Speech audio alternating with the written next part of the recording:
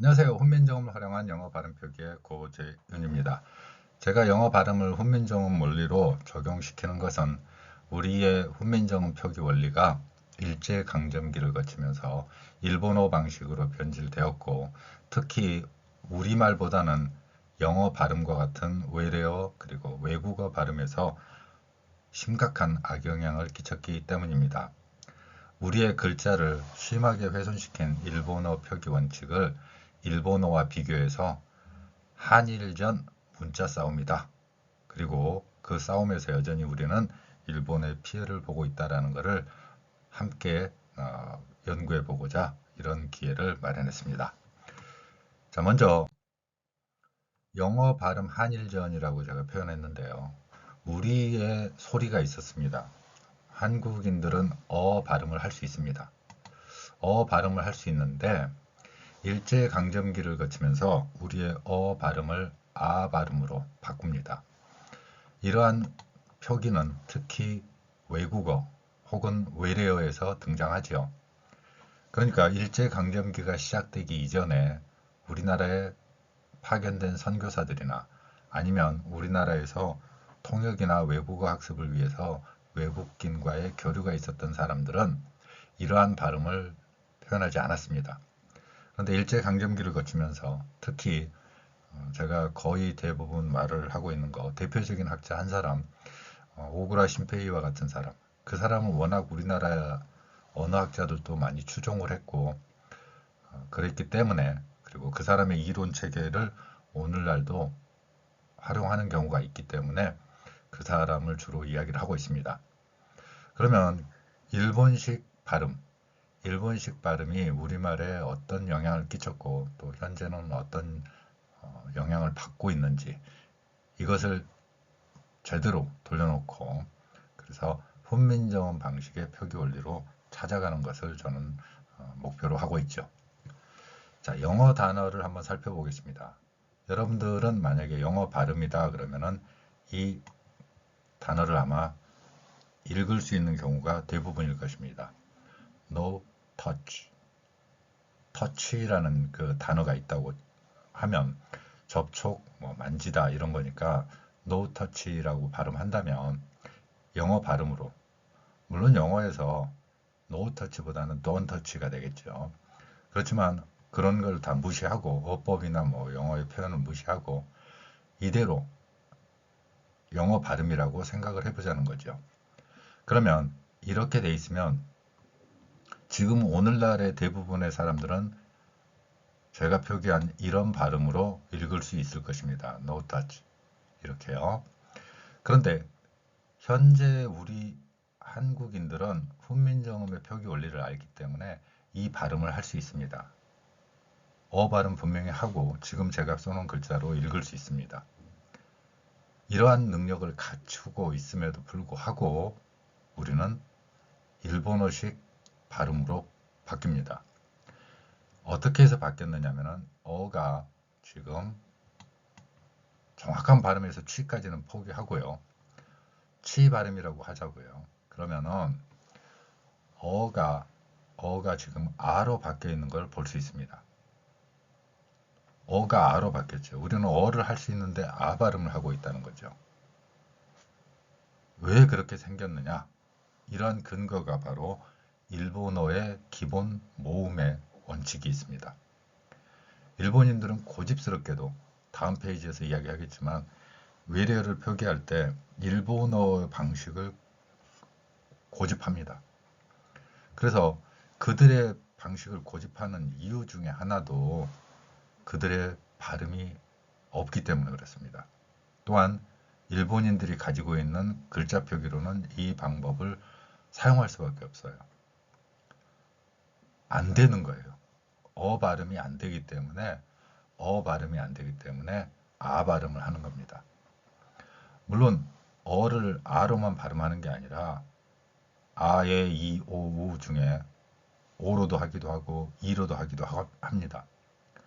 대표적인 표현이 우리말 섬이라는 거죠. 섬이라는 단어가 일본어로 건너가면서 심화가 된다는 거 제가 자주 강연에서 말씀드리지요. 섬이라는 표현에서 어 발음을 할 수 없기 때문에 우리나라에 가까운 일본 지역에서는 시마라는 표현을 합니다. 섬에서 받침 미음을 또 소리낼 수 없는 그런 그 일본어의 특성 때문에 그 발음이 시마가 되는 거죠. 섬이라는 발음이. 그래서 우리나라에 가까운 그 섬나라 그리고 일본인들이 간혹 한 번씩 우리의 화를 뒤집어 놓는 다케시마, 도게시마, 후쿠시마 이런 식으로 되어 있는 거죠. 이 시마라는 게 바로 우리말 섬입니다. 섬이라는 표현이 일본어에서 표현되면 시마가 되는 거죠. 자, 그러면 어 발음을 일본인들이 할 수 없기 때문에 역사상 전부 다 다른 모음으로 대체해서 표기를 했습니다.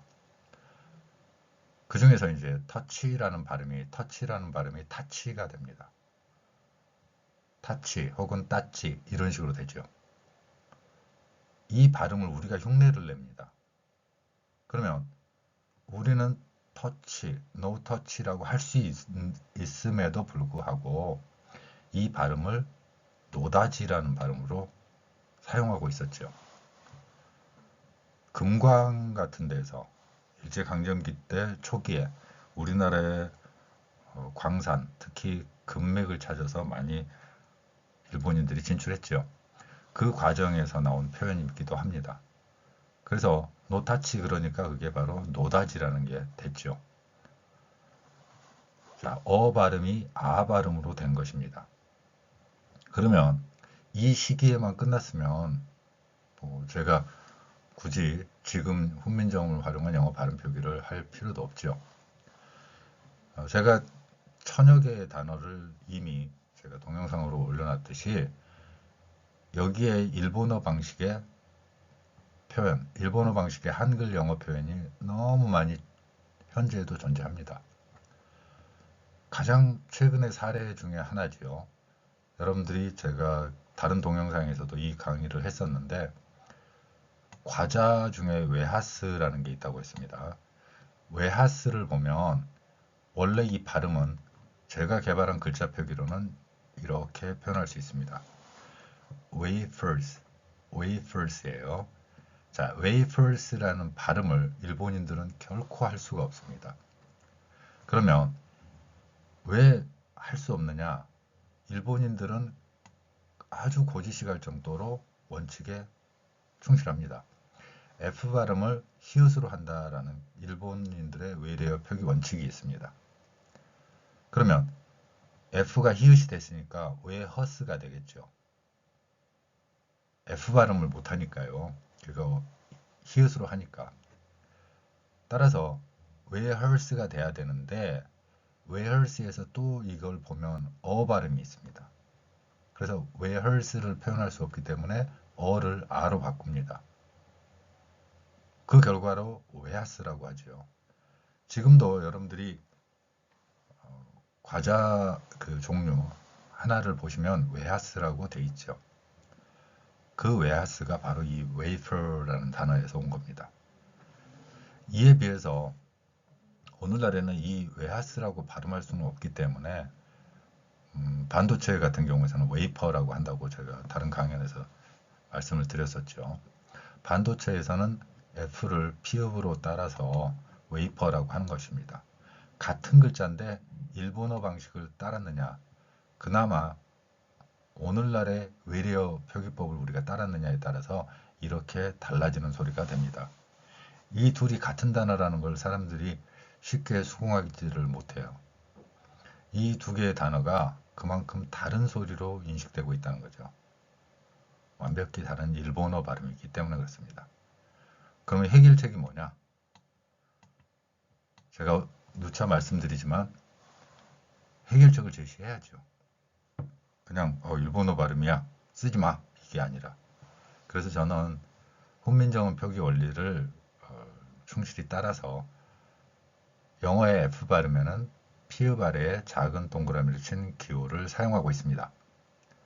그러면 이 기호의 의미는 뭐냐? 이 문자 기호는 바로 윗니로 아랫입술을 물고, 여러분도 같이 해보세요. 윗니로 아랫입술을 물고, 자, 윗니로 아랫입술을 물었으면 그 상태에서 받침 두 개로 되어 있는데 리을은 좀 약하게, 시옷은 강하게 소리를 내면 됩니다. 그 방식에 따라서 표기를 하면 wafers, wafers 이런 식으로 발음이 되죠. 물론 wafers 이렇게 소리를 낼 수도 있겠죠. R 발음을 생략을 한다면. 자, 그러면 이 글자 표기를 여러분들이 읽을 수 있을 것인가 하는 거죠. 제가 가장 고민했던 부분이기도 하죠. 제가 써놓은 책을 보면서 어렵다라고 인식하는 분들이 있습니다. 우리 눈에 익숙치 않게 돼버린 거죠. 웨하스 얼마나 깔끔하고 쉽냐. 일본어 발음이면 어때? 이런 거잖아요. 근데 너무 발음도 달라졌고 너무 많이 나갔죠. 근데 이렇게 서로 너무도 다른 소리가 돼버리는 이런 것을 우리는 후면용 표기만 이해한다면 충분히 정확한 발음을 할 수 있을 것이라는 생각을 합니다. 자, 그러면 발음이 지금 이런 경우에 또 다른 경우에도 그대로 적용이 되지요. 발음을 아로 바꾸는 대표적인 발음입니다. butter를 여러분들한테 읽어보라면 butter 혹은 butter라고 발음할 것입니다. butter 발음은 t를 t읕으로 소리를 낸 것이고요. butter 발음은 영어의 t는 모음과 모음 사이에서는 우리말 리을로 소리가 납니다. 다시 한번 이 원칙은 여러분들이 꼭 기억을 하시면 좋겠습니다. 영어 발음을 할 때 모음과 모음 사이에 t 그리고 d t와 d가 이 모음 사이에 있으면 우리말 리을로 소리가 납니다. 그래서 butter 혹은 butter 이렇게 표현할 수 있는 거죠. 자, 일본어라면 어떻게 되겠습니까? 발음을 못하니까 바다라는 발음이 되는 거죠. 바다. 여러분들이 제가 어떤 영어 발음을 하면 바다 냄새나 바다 발음이야 이런 경우를 저도 접하게 됩니다. 그만큼 우리 생활에 익숙한 거고 웨하스하고 똑같이 여러분들이 과자를 보시면 이 글자가 너무도 선명하게 나타나 있는 것을 볼 수 있습니다. 우리가 발음을 할 수 있음에도 불구하고 그리고 요즘 젊은 세대들은 전부 발음을 합니다. 웨이퍼라는 발음도 보면은 비교적 정확하게 발음을 하고 있죠. 그런데 굳이 이렇게 우리의 그 글자 표기나 우리말로는 적용을 그대로 하면 되는데 발음을 아 발음으로 나타내고 있는 것을 볼 수 있습니다. 그래서 이 문자는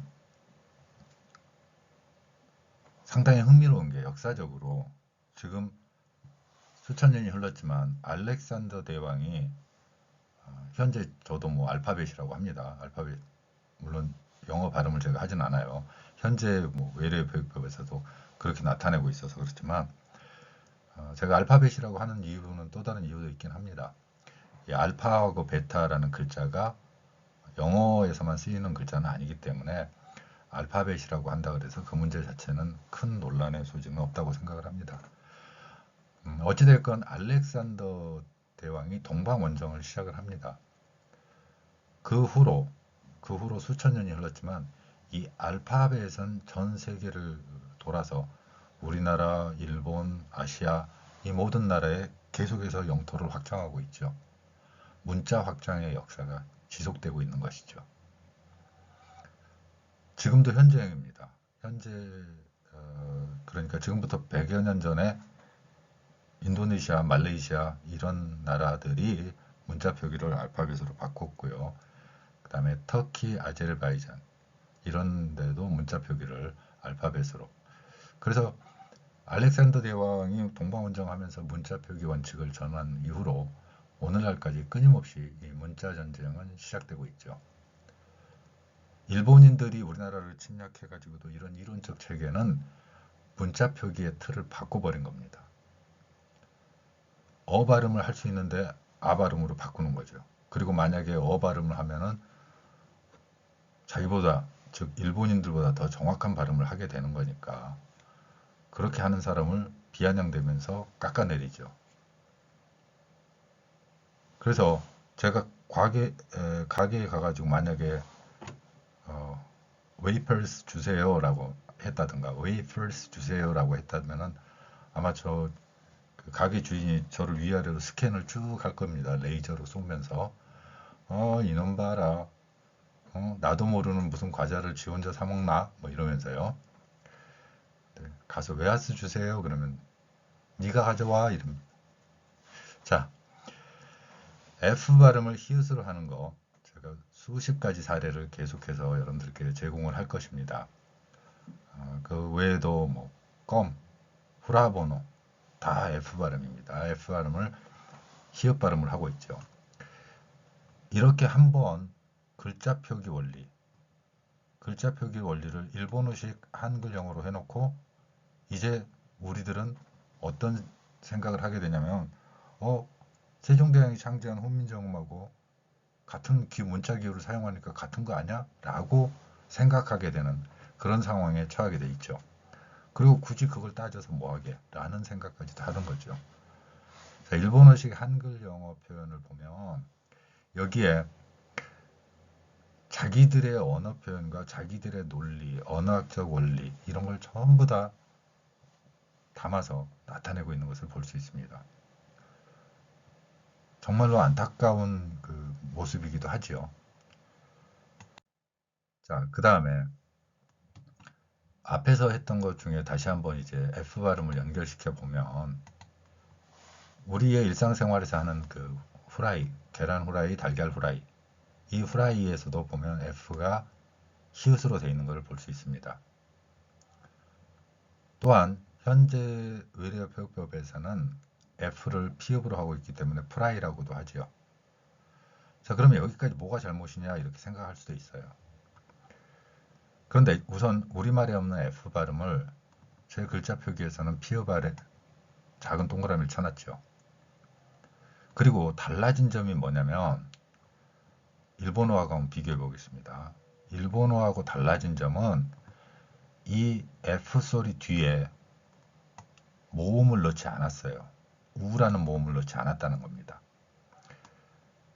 우를 넣지 않고 그대로 뒤에 리을에 해당되는 표현, 로로 표현했죠. 제가 R에 해당하는 발음입니다. 그래서 이 발음하고 연관되도록 같은 위치에 표기하고 있습니다. 그러면 현재 외래어 표기법에서 나타나는 의 발음을 넣는 거 모음을 일본어처럼 우리도 넣었죠. 자음 두 개를 겹치지 못하기 때문에. 그러면 이 자음 두 개를 겹치지 못하는 표기는 언제 생긴 걸까요? 바로 일제강점기를 거치면 생기는 거예요. 자, 이러한 언어 표현의 원칙을 일본인들의 방법을 충실히 따르고 있다는 거죠. 앞에서 말씀드렸지만 일본인들은 우라고 하고 우리는 의라고 했잖아. 다르잖아. 그게 아닙니다. 본질적으로 접근해 보면 자음 뒤에 모음을 넣는 방법은 같아요. 근데 일본인들 같은 경우는 모음이 5개밖에 없기 때문에 다르게 표현할 방법이 없고 우리는 의를 갖다 넣어버리는 겁니다. 자음과 자음이 겹쳤는데. 그래서 저는 이 모음을 생략을 하고 자음이 겹칠 수밖에 없는 알파벳의 특성을 그대로 살려서 훈민정음 표기라면 자음을 겹쳐서 표기하는 거죠. 따라서 이 글자를 읽어내는 방법은 fry가 되는 거죠. F 발음은 윗니로 아랫입술을 물고 fry, fry 이렇게 연결시켜 나가는 것이죠. 자, 또 다른 사례를 한번 보겠습니다. F 발음에서 이제 그 히읗으로 하는 거, 일본어 방식을 그대로 따르는 거. 그래서 일본어식 한글 표기를 하죠. 발음은 일본어, 글자는 한글. 이런 방식입니다. 자, 발음을 그대로 가능하면 일본어 방식을 추종을 하고 있는 걸 볼 수 있죠. 그래서 팬이라는 제 글자 표기로는 피읍 아래 작은 동그라미를 친 F 소리를 넣어서 팬 이렇게 표현하고 있습니다. 팬에 해당되는 발음이죠. 자, 그러면 이 글자 표기를 제가 개발해서 1995년부터 개발해서 나타내고 있는데 F에 해당되는 소리가 피읍 아래에 작은 동그라미를 친 겁니다. 자, 이렇게까지 안 했다고 하더라도 최소한 우리는 일본어처럼 후앙이라고 써놓고 글자 기호는 뭡니까? 똑같잖아요. 소리는 일본어 발음이고 글자 기호만 한글로 표현한 거죠. 그러면 원래 소리하고는 완전 달라지는 소리가 될 수밖에 없는 상황이 발생하는 것입니다. 이 후황이라는 것은 환풍기와 같은 것들을 보통 말합니다. 그러니까 기계적인 장치를 이용해서 공기의 순환을 일으키는 그런 것들을 우리가 후황이라고 건설 현장에서 사용하기도 하고, 우리 가정에서는 그 환풍기, 그러니까 부엌에서 냄새 빼낼 때 사용하는 그거를 후황이라고 발음하는 경우를 볼 수 있습니다. 이 후황이라는 거는 발음은 일본어고 한글 기호를 사용했을 뿐이죠. 그러면 발음 자체가 원래 발음이 아닌 것이고 그 발음을 표기하는 기본 원칙도 전부 일본어 방식이라는 거죠. 따라서 이러한 글자 표기를 저는 훈민정음을 활용하고, 그래서 원래의 소리, 세종대왕이 꿈꿔왔던 세계의 모든 소리를 그 소리에 맞춰서 글자 표기하게 하는 것이죠. 그 결과로 여러분들이 제 글자를 보면은 이거 훈민정음 당시의 글자하고 많이 유사하게 되었구나, 이런 느낌을 갖게 될 것입니다. 일본인들에 의해서 일본인들이 주장하는 일본어 방식의 언어학 원리를 전부 제거한 것이죠. 자, 이제 우리가 일본어에서 지금도 많은 피해를 보는 거죠. 일본인들이 우리의 표기 원리를 희생시켰기 때문에. 대표적으로 이제 이 정도까지가 우리가 일본어 발음을 추종했나 싶은 그 단어들이 있습니다. 영어 알파벳을 X라고 했습니다. 제가 많은 그 강의에서 이야기하듯이 영어는 특히 알파벳에서 X는 자음 두 개입니다. 크스지요, 크스. 그래서 X라는 글자를 읽는다면 이렇게 표기하는 게 맞죠. 크스에 해당하는 거 받침 표기로 하고, 그래서 X, X 이렇게 발음이 되는 거죠. 그런데 일본인들의 발음을 들어보면 엑스, 에쿠스 이런 식으로 발음을 합니다. 자, X가 그래요. 대표적인 게 뭐가 있냐면은 명사형으로는 extract, 그 다음에 동사형으로는 추출하다라는 뜻을 나타낸 extract의 발음을 가진 이 단어가 있습니다. 이 단어처럼 우리말에 제가 곰국이라고 표현한다고 그랬죠. 계속 다리고 다려가지고 국물만 진하게 나올 때까지 하는 거. 그거를 일본인들은 또 특성이지만, 일본인들은 자기들의 발음이 그렇게 어렵고 좀 막말로 하면 엉망진창인데 영어로 쓰는 걸 그렇게 좋아합니다.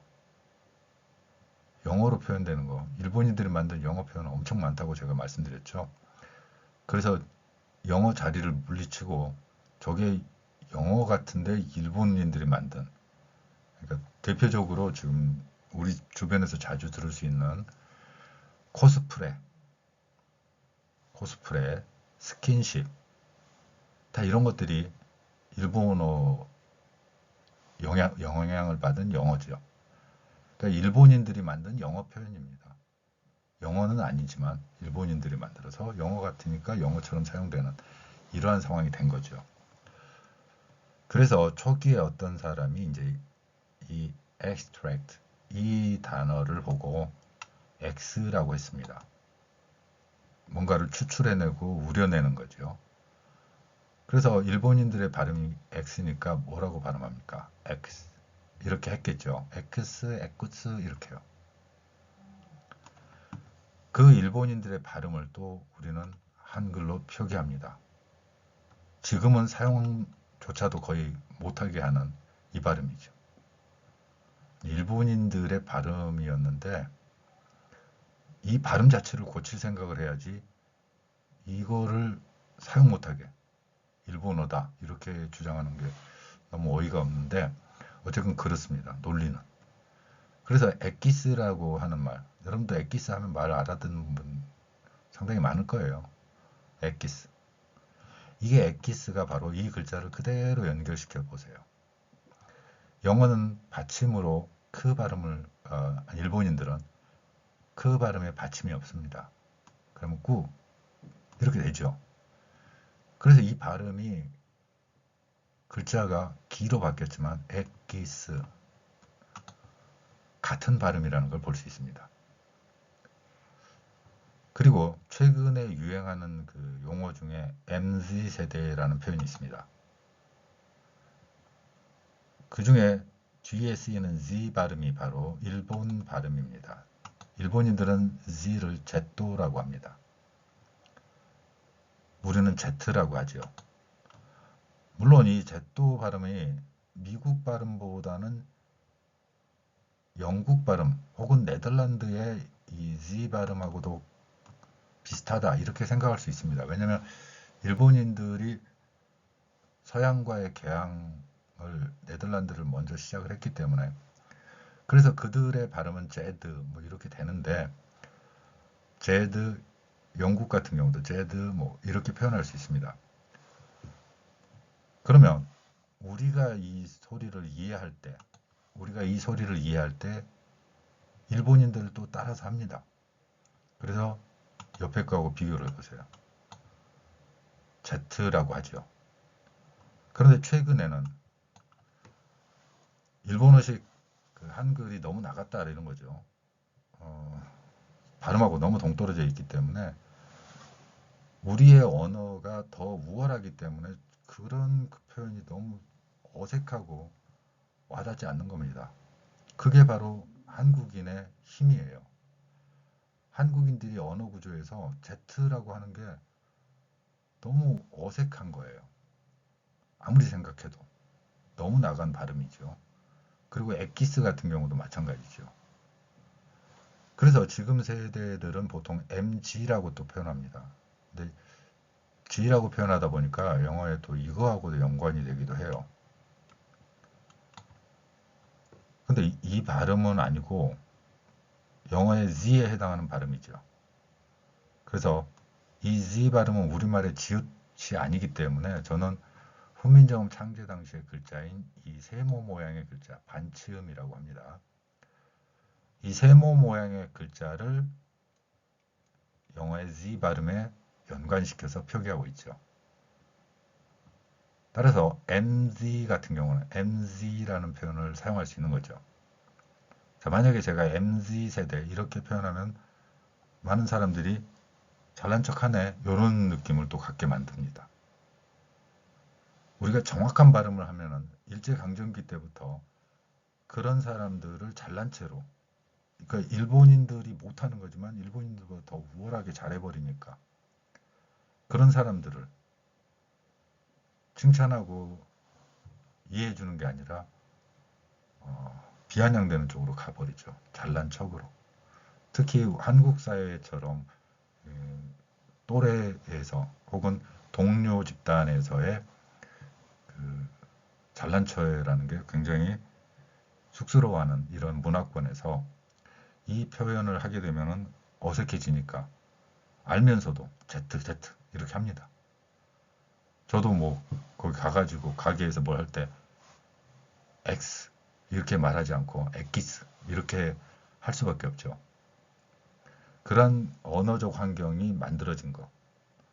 이 언어적 환경이 지금도 많이 유지되는 게 안타깝다는 생각을 하긴 합니다.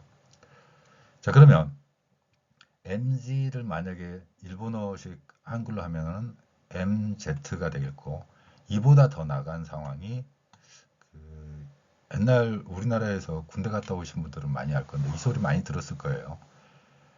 지금 소총이 나오기 전에 M1이라는 게 있었습니다. 그런데 앞에서 제가 섬 이야기하면서 일본인들이 그 미음 받침을 또 못하기 때문에 일본인들 발음에서는 M이 M가 됩니다. 그리고 원 발음에 어가 섞여 있습니다. 여러분들 원이라는 글자를 써놓고 생각을 해보면 어 발음이 섞여 있습니다. 어 발음을 못해요. 그러면 일본어라면 어떻게 되겠습니까? 에모왕이 되죠. 그래서 과거의 M1 소총행 같은 경우에 M 왕이라는 표현을 아주 흔하게 사용을 했었죠. 어감이 좀 이상해지긴 했는데 어쨌건 이런 표현들. 그렇지만 지금 세대들, 자 이렇게 물려받은 그 언어 유산이 있었지만 우리의 그 풀뿌리 언어 사이에서는 저게 너무 과하다, 논리에 맞지 않다 라는 생각을 하기 때문에 지금 많은 젊은 세대들은 MZ라는 발음을 하기도 합니다. MZ가 아니고 MZ도 아니고, 그나마 이제 조금 더 윗세대 중에서 열린 마음으로 볼 때는 MG 정도까지 발음을 하지요. 그렇지만 이 영어의 Z 발음은 우리말 시옷도 아니고 지읒도 아니고 시옷과 지읒의 중간 정도라는 위치라고 생각을 하면 되는데, 그 상태에서 목젖이 울리는 소리입니다. 유성음이라고 합니다.